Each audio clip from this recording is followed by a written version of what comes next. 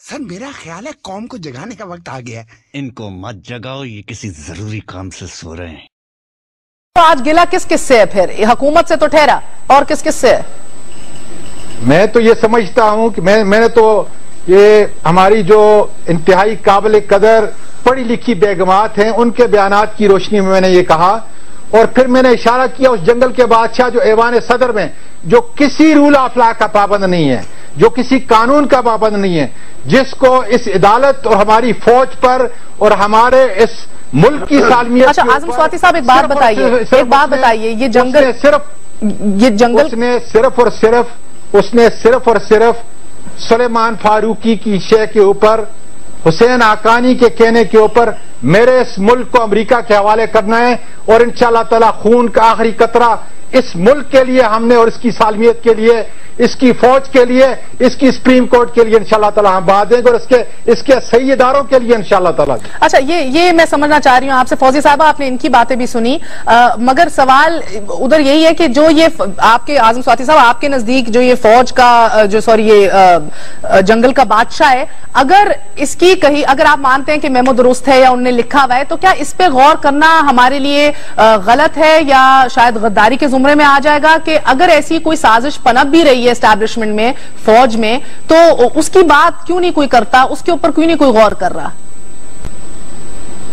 कि ये उन्हीं का किया धरा है सारा। नहीं, मैं तो ये कहता हूं कि आपने एक डिटेच फोरम जो है आईन का दे दिया, अब उसके सामने जो हकायक आएंगे उसकी रोशनी जो है, उसकी रोशनी में ये कौन फैसला करेगी, कौन देखेगी, और फिर वो फोरम जो है ये फैसला करेगा। तो फिर पूरी बात कीजिए ना, अगर आपके पार्लियामेंट का फोरम उधर मौजूद था, क्या आपको लगता है कि सुप्रीम कोर्ट से फिर भी रुजू फरमाना चाहिए था? क्या मेरी पार्लियामेंट का फोरम जो है मेरे हज स्कैंडल का फैसला कर सका? क्या मेरे पार्लियामेंट का फोरम जो है NICL का फैसला कर सका? रेंटल पावर, आज जो करप्शन मेरे मुल्क को इस वक्त लेके डूब रही है, माशी तौर पे हम जो डूब रहे हैं, मेरे मुल्क की सालमियत जो डूब रही है, क्या पार्लियामेंट का कोई फोरम मेरे मुल्क को बचा सका है? जी फौजिया साहब, आप क्या कहेंगी? अगर पार्लियामेंट के इस फोरम को सही तरह इस्तेमाल किया जाता, इसकी करारदादों पे अमल किया जाता, तो शायद मैं अपना जाती तौर पे मेरी ये राय है कि पार्लियामेंट अपनी साख खो चुकी है। मैंने कल इंशाअल्लाह ताला मौलाना फजल रहमान साहब को मैं खत लिख रहा हूं, और इसमें वाज़ेह तौर पे कर रहा हूं कि इस पार्लियामेंट से जो अपनी साख मुल्की सालमियत के लिए खो चुकी है, हम बजाय वहां पे बैठने के हम बाहर लोगों के पास आए, और अगर वो नहीं मानेंगे तो मैं इस्तीफा दे दूंगा। जी अच्छा मुझे एक मौका दीजिए फौजिया साहिबा, आइंदा क्या लगता है आपको, क्या बाकी साख हो चुकी है पार्लियामेंट? क्या आपकी हुकूमत ने ही हमें आके इधर खड़ा कर दिया है कि जिधर पार्लियामेंट के जो अरकान हैं वही इस पार्लियामेंट को संजीदगी से नहीं देखते, ना लेते? मैं आजम स्वाति साहब की बात को मुस्तरद करती हूँ। मैं समझती हूँ कि वो एक उम्र रसीदा आदमी होने के नाते उनको जरा अपनी बात में बुर्दबारी पैदा करनी चाहिए, बजाय इसके कि जो इस वक्त रुझान चल रहा है और एक खास कुव्वत ये काम कर रही है, मुल्क में लोगों के दिलों में बदजनी पैदा कर रही है पार्लियामेंट के खिलाफ, उस पे चलने के बजाय अपने आप पर कॉन्फिडेंस पैदा करें। अभी इन्होंने जिक्र किया है कि कानून, जंगल का बादशाह कानून का पाबंद नहीं है।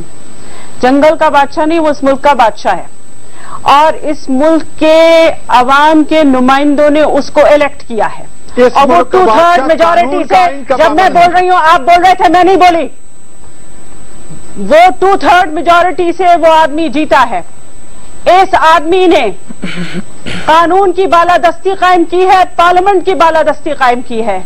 इस आदमी ने आज ये भी कहा है कि हमें हर जनाब एक मिनट लेट मी कंप्लीट। आप जब वो बोल रहा था तो मैं नहीं बोली, ना आपने इंटरप्ट किया है, वो उल्टी सीधी बातें कर रहा था, आपने कुछ नहीं कहा।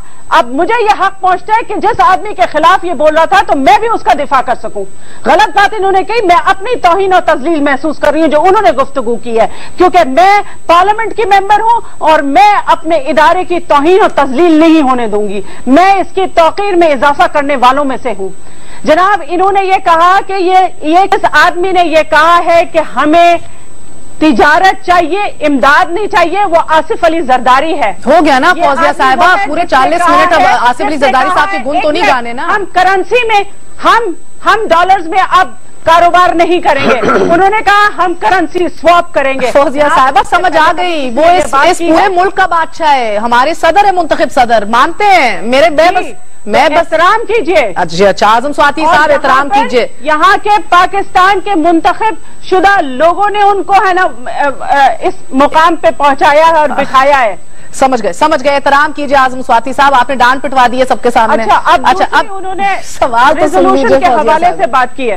این آر او ان کے منہ کے اوپر ہے، وہ شکل صورت نظر نہیں آتی کہ میرے ملک کو لوٹا ہے، میرے ملک کے ٹیکس کا پیسہ لوٹا ہے. اعظم سواتی جب تمہیں جیل میں بند کیا جائے گا نا جھوٹے اعتبار کیسز میں، کرتے ہیں، پھر یہ میں فوج پوچھوں کے گی. اعتبار کرتے ہیں، یہ صرف اپنی بات کرتے ہیں. مہر خدا کا بخاری، شکر ہے، جی. خدا کا اس نے شکر تو ہے کہ دیکھا ہی انہوں نے نہیں کہیں ہے بہت بڑا ولی اس کہ کو نہیں بنا پبلک دیا. لائف کیا چیز ہوتی ہے.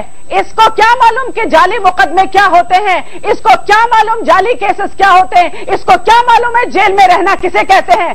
یہ بیٹھ کے باتیں کر رہا ہے. یہ پہلے رہا امریکہ میں، وہاں یہ اپنے گیس اسٹیشن چلاتا رہا، پھر پیسے دلا کے ہے نا دے دلا کے یہ ہے نا سینیٹر بن گیا، اب بیٹھ کے ہے نا بکواس کر رہا ہے. یہ ہماری ہے نا پارلیمنٹ کے لیے میں ان کے منہ سے کوئی بات نہیں سننا پسند کروں گی. میرا یہ خیال ہے کہ ایک عورت کے منہ سے یہ الفاظ اور وہ کہہ رہی ہے کہ میں پارلیمنٹ کی توقیر کر رہا ہوں. میرا یہ خیال ہے کہ لوگ سن رہے ہیں، جی سن رہے ہیں، سب سن رہے ہیں. اور این آر او کی بات ابھی نہ چھوڑے اعظم سواتی صاحب. این آر او میں بھی بڑے بڑے پردہ دار ہیں، اگر بات کریں گے تو پھر اتنا کلیجہ رکھیے کہ سب پردہ داروں کی بات کریں کھل کے. مجھے موقع دیجیے. معزز بہن یا کوئی معزز بیٹی یہ الفاظ استعمال نہیں کر سکتی. چھوڑ دیجیے ان باتوں کو. Let's get back to the issue. Parliament کی member let's get back to the issue. نہیں کر سکتی. بول رہے ہیں نہ سیاست کا، نہ سین کا پتہ، نہ الف کا پتہ، نہ بے کا پتہ.